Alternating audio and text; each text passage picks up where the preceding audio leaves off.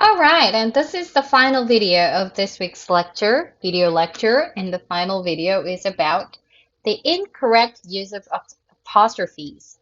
So let's take a look at them.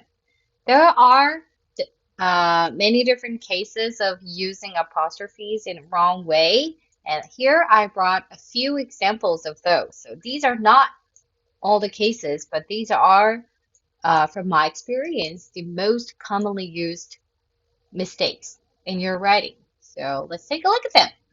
Number one, incorrect possessive forms. This happens because apostrophe is not something that affects your pronunciation, but it's just a punctuation marker that appears on the writing. So when you write something, you think about the word in your mind, and when we think about the word in mind, like we think about the meaning of it, but we don't really think about the punctuation of it. So it just sounds the same in your mind, so you misuse or do not distinguish them as effectively. So here's an error so you use an apostrophe in a possessive pronoun like its and yours. So what you should do is the correction is that its and yours are already possessive forms, so you don't have to use apostrophes. They're already possessive. So, for example, if you look at the third bullet that says incorrect, here's the example that the cat licked its paws. So, it's it apostrophe s is actually the short form of it is. But the problem is that the pronunciation of it is exactly the same as the possessive pronoun its. So we just misuse them. But we don't have to use apostrophe here because it's already possessive by itself, its. So what you can do to correct the sentence is to write it like the fourth bullet. The cat licked its paws without apostrophes. Okay, and now let's look at another example. Another example is to confuse its and its. So the result is the same as the previous example, but the reason is a little bit different. That this time you use it apostrophe as the contraction with the possessive pronoun. So when you really should use its with apostrophe, you use its as possessive or vice versa. So you must keep in mind when you write its with apostrophe, that's the short form of it is. So if you look at the example on the third bullet, it's a beautiful day. It's so sunny. So there are two its on these sentences. The first one has no apostrophe.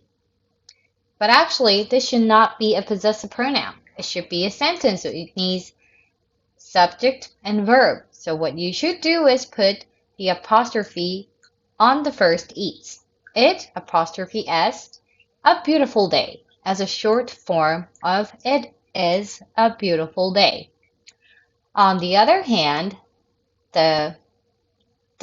this example shows how you can use non-apostrophe its in a sentence as if sunniness is delightful. So the first sentence, the first clause on the upper example, it's so sunny, is totally fine. It has no problem.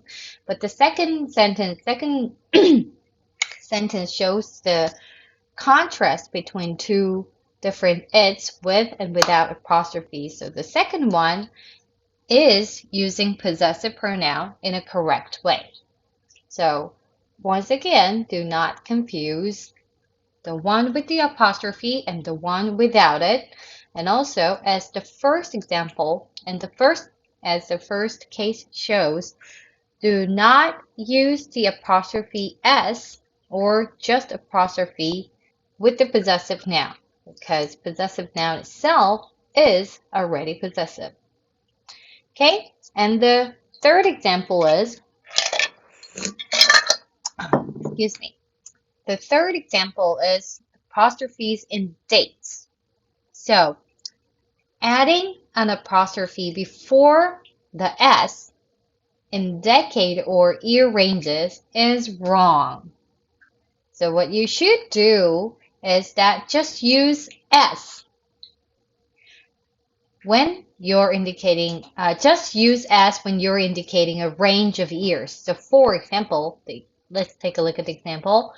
The third bullet says, music from the 1980s is still popular. So here you can see apostrophe and S, and a lot of people make this mistake.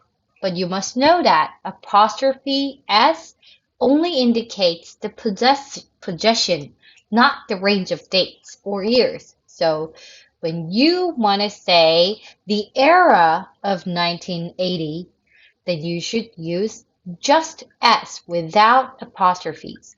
So the correct form is music from the 1980s, no apostrophe, is still popular. Okay? So let's do some exercises. So this time I gave you enough examples in the previous slides, so I decided to skip the exercise part, but just add homework. So here are 8 different, this time I think it is really 8 different sentences that you can work on work on errors with apostrophes. So make sure you do this too for your assignment of this week and upload it on LMS. All right. So thank you for watching this video. I'm sorry for my creaky voice, and I'm very looking forward to you to see on Friday. And we are going to review all these homeworks on Friday in class together. Okay. So see you on Friday. Bye bye.